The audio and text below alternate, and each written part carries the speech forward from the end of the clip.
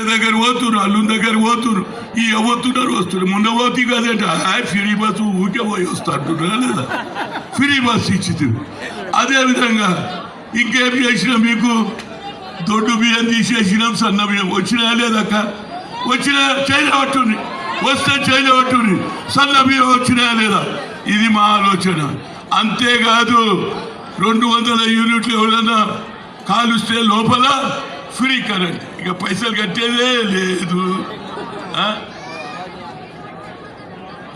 మాట్లాడుతున్నా జీవన్ అన్న అయితే లోకం ఎప్పుడో ఛాన్స్ వస్తే నాకు కూడా ఆపుతుండే ఎవరాబాయ్ ఈడెక్కడ ఆపమంటాడేంద్రా? ఆపాలా? నేను ఎవరికి ఆపా, మాట్లాడేదో మాట్లాడతా, మీ ఆశీర్వాదం తీసుకొని పోతానా లేదా? అందుగురించి అందించేసినాం. అదేవిధంగా 200 యూనిట్లు అయిపోయినాయి. అదేవిధంగా రైతుల రుణం